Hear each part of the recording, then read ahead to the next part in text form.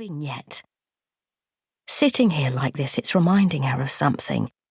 A book, a TV show, a screenplay she can't remember. She can barely remember her own name these days. Slumping in the seat, she tries to bring to mind the things she hasn't been able to recall recently. But of course she can't. It would be almost funny if it wasn't so terrifying. Like a part of her brain dropped out when she was looking the other way. Her phone starts to ring again, and someone is leaning into their horn. The man is still staring at her. The heat in the car. And something is trapped and buzzing in here with her now. A fat black fly vibrating against the windows. Sweat pops at her temple and she's slapping herself because the fly is dive-bombing her, ricocheting frenetically around the car's interior. Suddenly, a face appears at the rear window of the car in front. A little girl with a grubby doll clutched in her hand is staring at Grace, unsmiling. She can hear the hiccuping beat of a track on the radio, the bone judder of drilling from the roadworks ahead. And the fly is on her cheek now, on her arm, in her hair, and the traffic still isn't moving, and time is jumping forward in units that aren't as they should be, and she can't be late, not today, there's just no question. And that's it. She's had it. Claggy fumes catch in her throat as Grace steps from the car, gripping her phone and jamming her credit card and a £20 note into her back pocket. It's all she needs. She doesn't want to lug her bag around in this heat. She's wearing the wrong clothes as it is. Too tight denim that makes her legs feel as if they're melting. Grace slams shut the door, points her key, and ka-chunk. The doors are locked.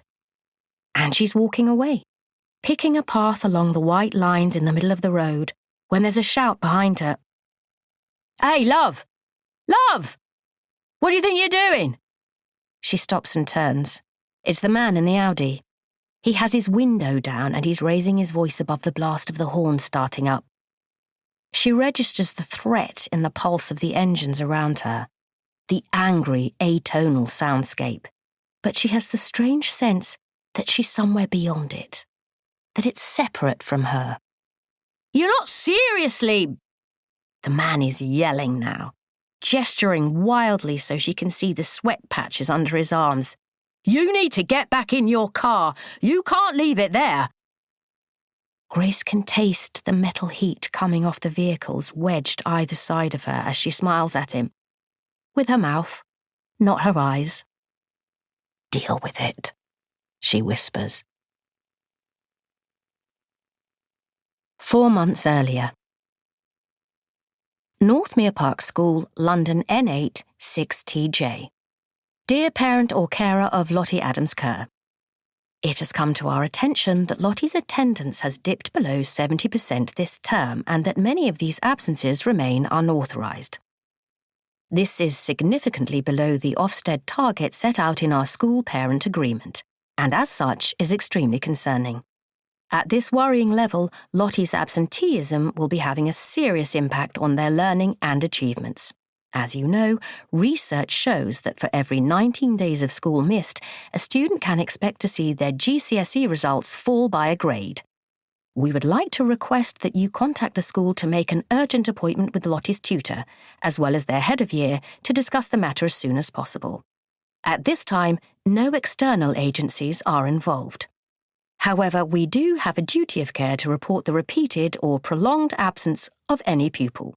Yours faithfully, John Power, head teacher. Leaning against the kitchen counter, Grace reads the letter twice, and still she can't process it. She frowns, checks the envelope. She can only assume that there's been an administrative error, that they've sent the letter to the wrong person. Even so, she can feel a tightening in her lungs, as if she can't quite catch a full breath. "Lottie!" she calls. She knows, though, that her daughter will be in her bedroom with her headphones on, that there's no way she'll hear her. She glances at her laptop on the table. Up on the screen, there's the shitty Japanese romance she's in the middle of translating, or rather that she's in the middle of not translating. She doesn't want to think about how far past the deadline she is. She doesn't want to think about what will happen if she doesn't get her act together on this.